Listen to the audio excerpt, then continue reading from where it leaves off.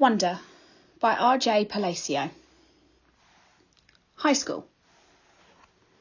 What I always loved most about middle school was that it was separate and different from home. I could go there and be Olivia Pullman, not Via, which is my name at home. Via is what they called me in elementary school. Back then, everyone knew all about us, of course. Mum used to pick me up after school and August was always in the stroller. There weren't a lot of people who were equipped to babysit for Augie, so Mum and Dad brought him to all my class plays and concerts, recitals, all the school functions and bake sales and the book fairs. My friends knew him, my friends' parents knew him, my teachers knew him, the janitor knew him. "Hey, how you doing, Augie?" he'd always say and give August a high five. August was something of a fixture at PS22. But in middle school, a lot of people didn't know about August. My old friends did, of course, but my new friends didn't. Or if they knew, it wasn't necessarily the first thing that they knew about me. Maybe it was the second or third thing they'd heard about me. Olivia? Yeah, she's nice. Did you hear that she has a brother who's deformed? I always hated that word, but I knew it was how people described Augie. And I knew those kinds of conversations probably happened all the time out of earshot. Every time I left the room at a party or bumped into groups of friends at the pizza place, and that's okay. I'm always going to be the sister of a kid with a birth defect. That's not the issue. I just don't always want to be defined that way. The best thing about high school is that hardly anybody knows me at all. Except Miranda and Ella, of course. And they know not to go around talking about it. Miranda, Ella and I have known each other since the first grade. What's so nice is we never have to explain to one another. When I decided I wanted them to call me Olivia instead of Via, they got it without me having to explain. They've known August since he was a little baby. When we were little, our favourite thing to do was play dress-up with Augie, load him up with feather boas and big hats and Hannah Montana wigs. He used to love it, of course, and we thought he was adorably cute in his own way. Ella said he reminded her of E.T. She'd say this to be mean, of course, though maybe it was a little bit mean. The truth is, there's a scene in the movie when Drew Barrymore dresses E.T. in a blonde wig, and that was a ringer for Augie in our Miley Cyrus heyday. Throughout middle school, Miranda, Ella and I were pretty much our own little group. Somewhere between super popular and well liked. Not brainy, not jocks, not rich, not druggies or mean, not goody-goody, not huge, not flat. I don't know if the three of us ever found each other because we're so alike in so many ways, or if that we found each other, we've become so alike in so many ways. We were so happy when we all got into Faulkner High School. It was such a long shot that all three of us would be accepted, except when almost no one else from our middle school was. I remember how we screamed into our phones the day we got our acceptance letters. This is why I haven't understood what's been going on with us lately. Now that we're actually in high school, it's nothing like how I thought it would be. Major Tom. Out of the three of us, Miranda had almost always been the sweetest to August, hugging him and playing with him long after Ella and I had moved on to playing with something else.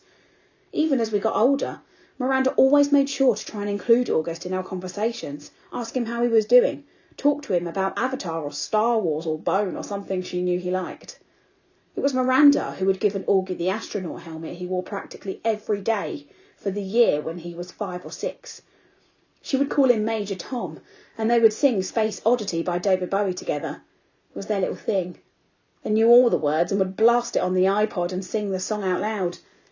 Since Miranda's always been really good about calling us as soon as she got home from summer camp, I was a little surprised when I didn't hear from her. I even texted her and she didn't reply. I figured maybe she had ended up staying in the camp longer now that she was a counsellor. Maybe she met a cute guy. Then I realised from her Facebook wall that she'd actually been back home for a full 2 weeks. So I sent her an IM and we chatted online for a bit. But she didn't give me a reason for not calling, which I thought was bizarre. Miranda had always been calling. Miranda had always been a little flaky, so I figured that's all it was. We made plans to meet downtown and then I had to cancel because we were driving out to visit Tata and Papa for the weekend. So I ended up not seeing either Miranda or Ella until the first day of school. And I have to admit, I was shocked. Miranda looked so different. Her hair was cut in this super cute bob that she dyed bright pink of all things, and she was wearing a striped tube top that A, seemed way inappropriate for school, and B, was totally not her usual style. Miranda had always been such a prude about clothes, and here she was, all pink-haired and tube-topped. But it wasn't the way that she looked that was different. She was acting differently too. I can't say she wasn't nice, because she was, but she seemed kind of distant, like I was a casual friend. It was the weirdest thing in the world. At lunch, the three of us sat together like we always used to, but the dynamics had shifted. It was obvious to me that Ella and Miranda had gotten together a few times during the summer without me, though they never actually said that. I pretended not to be all upset while we talked, though I could feel my face getting hot, my smile being fake. Although Ella was all over the top as Miranda wasn't as over the top as Miranda, I noticed a change in her usual style too. It's like they'd talked to each other beforehand about redoing their image at the new school, but hadn't bothered to clue me in. I admit, I'd always thought I was above this kind of typical teenage pettiness, but I felt a lump in my throat throughout lunch. My voice quivered as I said, "See you later," when the bell rang. After school. "I hear we're driving you home today." It was Miranda in 8th period. She'd just sat down at the desk right behind me. I'd forgotten that Mum had called Miranda's mother the night before to ask if she could drive me home from school. "You don't have to," I answered instinctively, casually. "My mum can pick me up." "I thought she had to pick Augie up or something." "Turns out she can pick me up afterward. She just texted me. Not a problem." "Oh, okay. Thanks." It was all a lie on my part. But I couldn't be seen sitting in a car with the new Miranda. After school, I ducked into a restroom to avoid bumping into Miranda's mother outside. Half an hour later, I walked out of the school, ran the 3 blocks to the bus stop, hopped on the M86 to Central Park West, and took the subway home. "Hey there, sweetie," Mum said the moment I stepped through the door. "How was your first day? I was starting to wonder where you guys were." "We stopped for pizza." Incredible how easily a lie can slip through your lips. "Is Miranda not with you?" She seemed surprised that Miranda wasn't right behind me. "She went straight home. We have a lot of homework." "On your first day?" "Yes, on our first day," I yelled, which completely surprised Mum. But before she could say anything, I said, "School was fine. It was really big though. The kids seemed nice." I wanted to give her enough information so she wouldn't feel the need to ask me more. "How was Augie's first day at school?" Mum hesitated, her eyebrows still high up in her forehead from when I'd snapped at her the second earlier. "Okay," she said slowly, like she was letting out a breath. "What do you mean, okay?" I said. "Was it good or bad?" "You said it was good." "So why do you think it wasn't good?" "I didn't say it wasn't good. Jeez, Via, what's up with you?" "Just forget I asked anything at all," I answered and stormed dramatically into Augie's room and slammed the door. He was on his PlayStation and didn't even look up. I hated how zombified his video games made him. "So how was school?" I said, scooching Daisy over so I could sit on his bed next to him. "Fine," he answered, still not looking up from his game. "Augie, I'm talking to you." I pulled the PlayStation out of his hands. "Hey," he said angrily. "How was school?" I said it was fine," he yelled back, grabbing the PlayStation back from me. "Were people nice to you?" "Yes. No one was mean." He put the PlayStation down and looked up at me as if I'd just asked the dumbest question in the world. "Why would people be mean?" he said. It was the first time in his life that I'd heard him be sarcastic like that. I didn't think he had it in him. The Padawan bites the dust. I'm not sure at what point that night Augie had cut off his Padawan braid, or why that made me really mad. I'd always found his obsession with everything Star Wars kind of geeky, and that braid in the back of his hair with its little beads was just awful. But he'd always been so proud of it, of how long it took him to grow it, of how he'd chosen the beads himself in a craft store in Soho. He and Christopher, his best friend, used to play with lightsabers and Star Wars stuff whenever they got together, and they had both started growing their braids at the same time. When August cut his braid off that night, without an explanation, without telling me beforehand, which was surprising, or even calling Christopher, I was just so upset I can't even explain why. I've seen Augie brushing his hair in the bathroom mirror. He meticulously tries to get every hair in place. He tilts his head to look at himself from different angles, like there's some magic perspective inside the mirror that could change the dimensions of his face. Mum knocked on my door after dinner. She looked drained, and I realised that between me and Augie today had been a tough day for her too.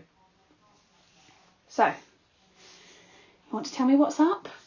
She asked nicely, softly.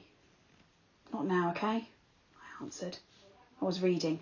I was tired. Maybe later I'd end up telling her about Miranda, but not now. I'll check in before you go to bed, she said, and then she came over and kissed me on the top of my head. Can Daisy sleep with me tonight? Sure. I'll bring her in later. Don't forget to come back, I said as she left. I promise. But she didn't come back that night. Dad did. He told me Augie had had a bad first day and Mum was helping him through it. He asked me how my day had gone and I told him fine. He said he didn't believe me for a second and I told him Miranda and Ella were acting like jerks. I didn't mention how I took the subway home by myself though. He said nothing tests friendships like high school and then proceeded to poke fun at the fact that I was reading War and Peace. Not real fun, of course, since I'd heard him brag to people that he had a 15-year-old who is reading Tolstoy. But he liked to rib me about where I was in the book, in a war part or in a peace part.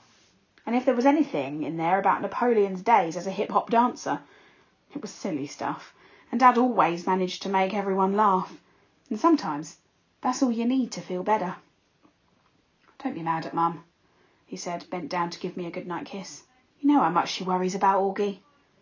Yeah, I know, I acknowledged. Want the light on or off? It's getting kind of late, he said, pausing by the light switch at the door. Can you bring Daisy in first?